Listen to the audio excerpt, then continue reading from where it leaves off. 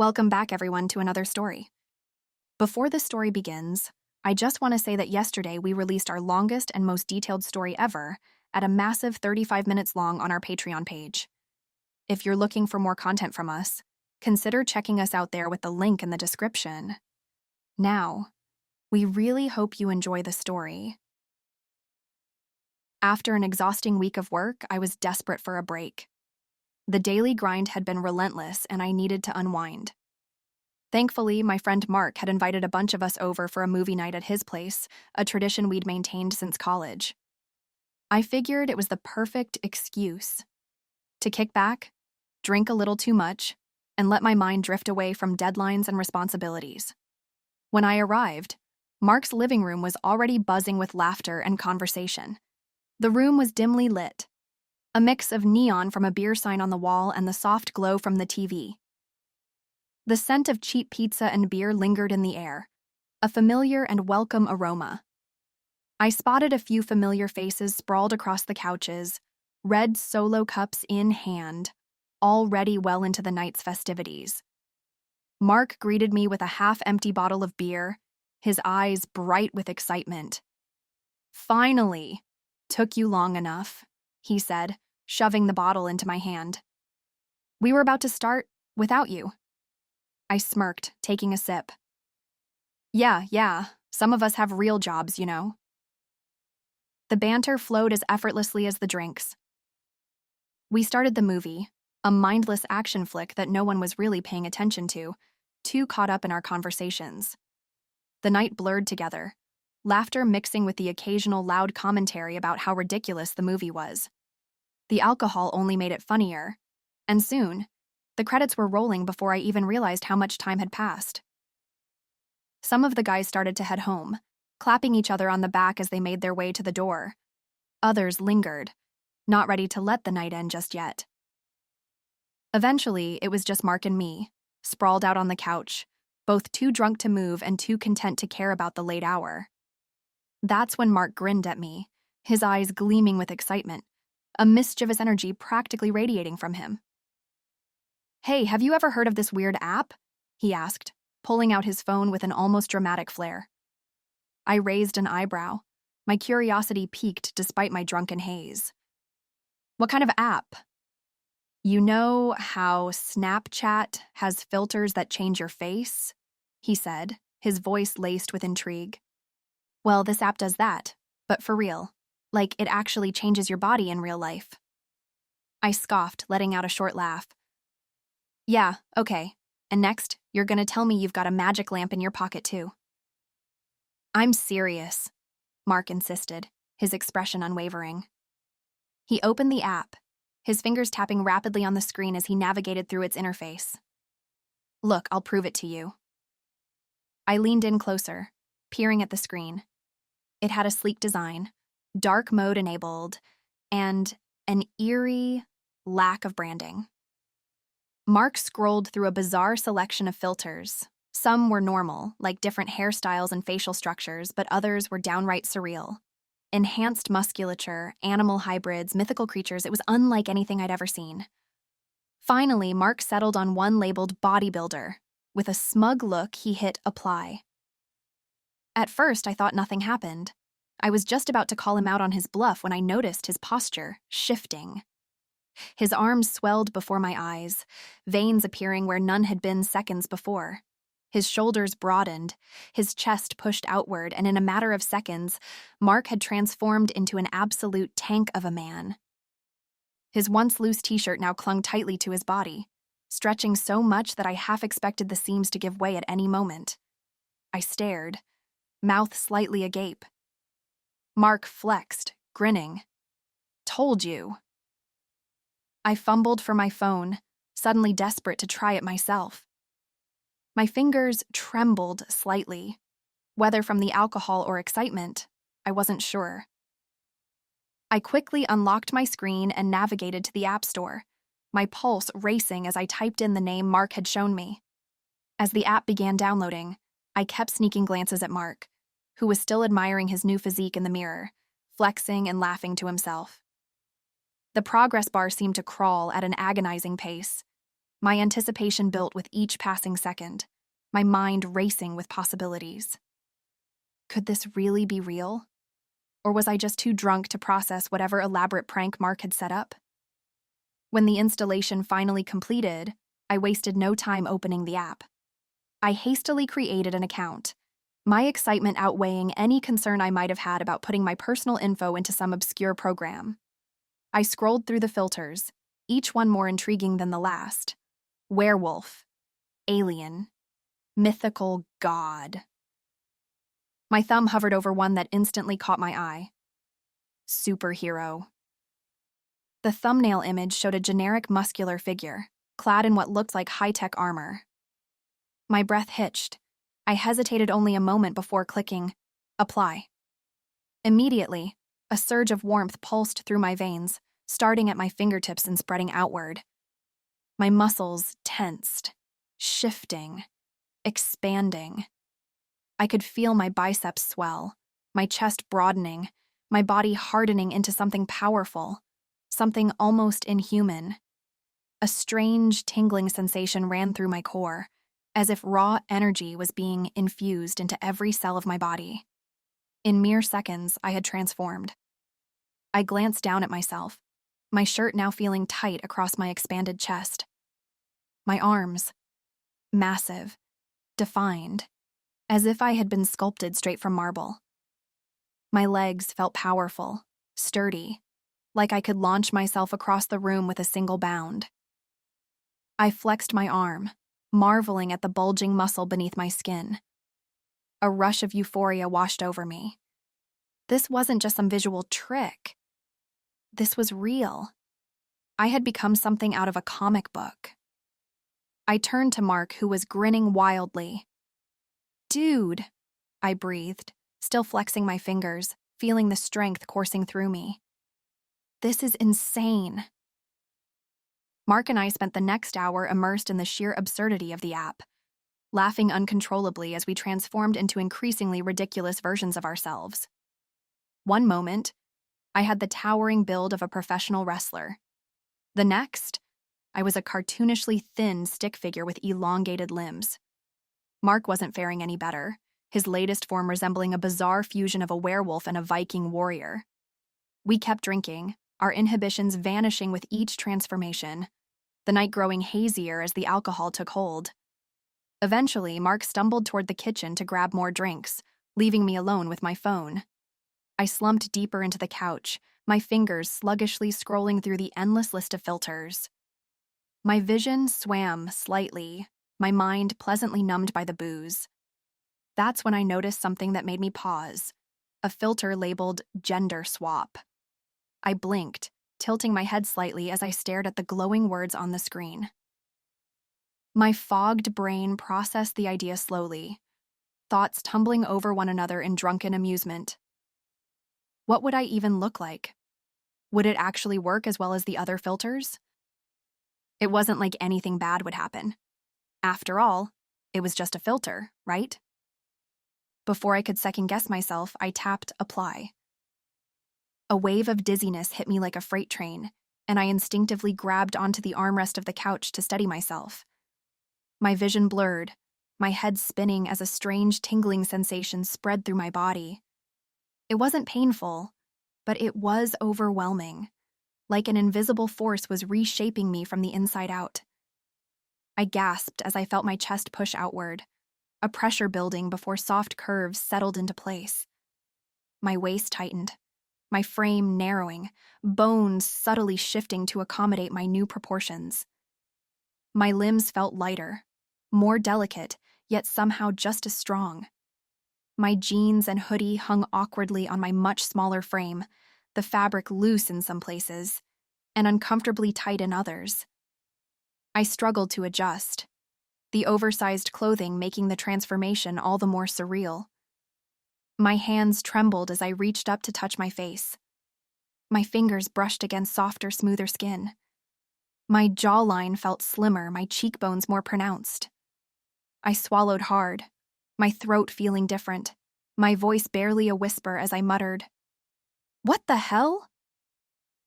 Then suddenly a bubble of laughter escaped me. Maybe it was the alcohol numbing my sense of panic, or maybe it was the sheer absurdity of what had just happened. Either way, I couldn't stop smiling. I doubled over, clutching my stomach as tears pricked the corners of my eyes, the weight of the moment lost in my drunken amusement. When Mark returned, he froze in the doorway, his eyes wide with a mix of surprise and disbelief. His gaze swept over me from head to toe, his mouth opening slightly as if he wanted to say something but couldn't quite form the words. "Dude. What the hell?" he finally managed, his voice a mix of confusion and amusement. I smirked, placing a hand on my hip and tilting my head playfully. "Like what you see?" My voice sounded different, lighter, smoother, and hearing it come from my own mouth sent an odd, tingling sensation through me. Mark blinked a few times before shaking his head with a chuckle. "You look ridiculous, but kinda hot too." He walked over, dropping onto the couch beside me, his arm draping over the back of the cushions. He nudged my shoulder. "I think I like this version of you." I rolled my eyes, but I couldn't stop the grin forming on my lips. "Relax. I'm still me." But as the night dragged on and the drinks continued flowing, something between us shifted. What had started as harmless teasing became something else. Mark tossed out flirtatious comments, his voice thick with alcohol and amusement, and in my drunken haze, I found myself responding in kind. The words felt natural, even playful, but there was an undertone. Something more, something neither of us outright acknowledged. He leaned in closer at one point, his fingers brushing against mine as he passed me another drink. I barely registered the exchange, more focused on the way his gaze lingered on me, as if he were trying to piece something together, but didn't quite have the words to express it. My own reactions surprised me. How easy it was to lean into it, how little resistance I had to letting the moment happen. By the time we decided to call it a night, the shift between us was undeniable. It wasn't something we planned or even talked about, but when we stumbled into his room, it didn't feel strange. His presence beside me was warm, familiar, and when his arm found its way around me, it felt natural, like this was something that had always been meant to happen. I should have questioned it. Maybe I should have stopped it. But in that moment, with alcohol clouding my thoughts and the surreal nature of my transformation still fresh in my mind, I let myself enjoy it. Whatever this was, whatever it meant, at least for tonight, it felt right. The next morning, I woke up groggy and disoriented, my head pounding dramatically. My entire body felt different, not just hungover, but fundamentally wrong, as if I wasn't quite myself. Blinking against the morning light streaming through the window, I groaned and stretched, only to freeze mid-motion. Something was off. My hands. They were small, delicate. My breath hitched as I slowly turned them over, my fingers trembling slightly. My skin was smoother, my nails longer than I remembered them being. The realization hit me like a ton of bricks, sending my heart racing. I scrambled upright, the sheets slipping off my body, revealing more unfamiliar curves. Panic surged through me. "Oh, crap." Mark stirred beside me, his eyes barely opening before a smirk spread across his face. "Morning, beautiful." His voice was thick with sleep, his tone teasing but oddly warm. I whipped around to face him, my voice sharp with alarm. "This isn't funny. Why am I still like this?" Mark's smirk faltered as he sat up, rubbing his eyes. It took a second, but then his expression changed, shifting from amusement to confusion, and finally, to concern. "Wait, you didn't change back?" "No!" I practically shouted, swinging my legs over the side of the bed, my balance momentarily thrown off by my new frame. My pulse was a drumbeat in my ears as I frantically searched for my phone. I spotted it near the foot of the bed, half hidden beneath a pile of clothing. Relief flickered in me for only a second before I picked it up and felt my stomach drop. The screen was shattered beyond repair, the device completely useless. Mark leaned over, glancing at the broken phone. That's not good. No kidding, I snapped, my frustration boiling over. I ran a hand through my new feminine hair. The sensation was too foreign, too wrong. I exhaled shakily. I need a new phone. Like, right now. Mark scratched the back of his head, his gaze flickering to my clothes. Or rather, the ones I had worn as a guy. The oversized t-shirt drooped over my much smaller frame, and the shorts barely clung to my hips, threatening to slide off completely. It felt ridiculous, like I was a child trying to wear my older siblings' clothing. Mark let out a low chuckle, clearly enjoying my predicament far more than I was. Well, you can't exactly go out wearing that, he said, gesturing vaguely at me with an amused smirk. I let out a long, frustrated sigh, rubbing my temples as I glanced down at myself. Then what the hell am I supposed to wear? My voice, still unfamiliar to me, carried an unintentional edge of exasperation. Mark leaned against the doorway, arms crossed, thinking for a moment before snapping his fingers. Wait here, he said before disappearing into the hallway. I folded my arms, tapping my fingers impatiently against my elbow. This was humiliating enough already. I didn't need to be paraded around in some ridiculous outfit, but I also wasn't about to step outside looking like I had just raided my dad's closet. A few minutes later, Mark returned, tossing a plastic shopping bag at me. Here are some of my ex's clothes she left behind.